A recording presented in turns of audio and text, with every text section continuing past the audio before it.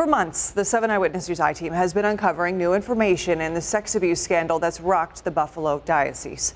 The scandal came to light around the time church leaders planned to offer settlements to victims of clergy abuse. It has taken almost 11 months, but some victims are close to receiving their first checks from the diocese.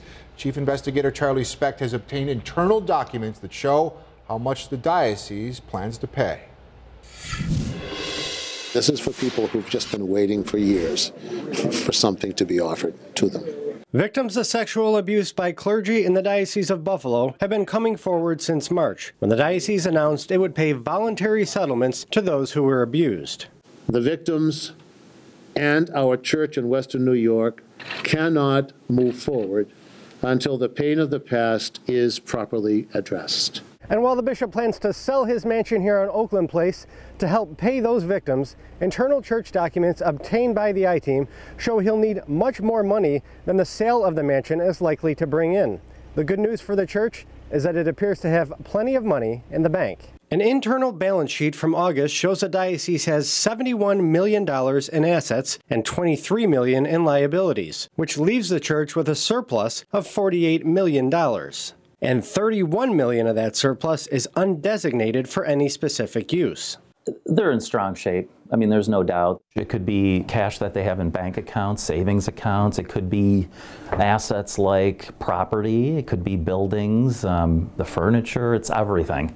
And it also includes investments. Mike Hayflick is a wealth manager at the Financial Guys in Amherst. We asked him to look at the documents we obtained and evaluate the diocese finances. When you're 3 times, in terms of assets versus liabilities, you're in great shape. There's just no doubt. According to minutes of the May 17th meeting of the Diocesan Finance Council, $11 million of investments are now being shifted to the settlement program for payouts to victims. Those minutes show that as of May, 95 individuals were deemed eligible for the program. The diocesan leaders declined to say whether there have been more claimants coming forward since then. The minutes say the diocese is preparing to pay average settlements of between $100,000 and $120,000 per victim, which would add up to $10.5 million. In their minds, putting $11 million aside, it still keeps them strong financially.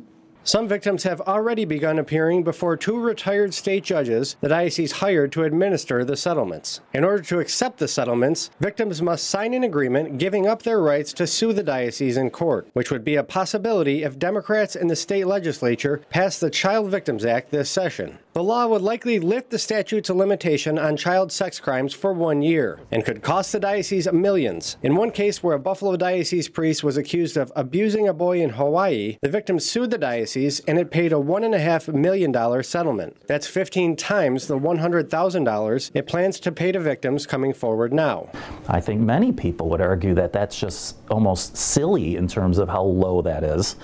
But if this is the church's attempt at trying to reconcile these things, people have a choice, right? They're either going to take it or they're going to say, it's not enough. Insurers would cover much of the diocese's legal settlements in court, but Hayflick says the long-term financial outlook of the church is really the most troubling issue. Even with strong faith, you might say, we can't support this as we were before. Then what do? That's really, I think, the more distressing thing here is the future, the uncertain future that the Catholic Church is facing. Charlie Specht, 7 Eyewitness News.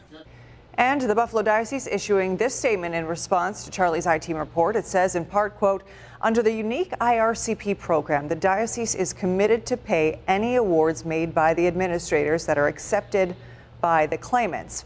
To read the full statement and explore how this investigation has unfolded over the past several months, just visit the Fall from Grace section at WKBW.com.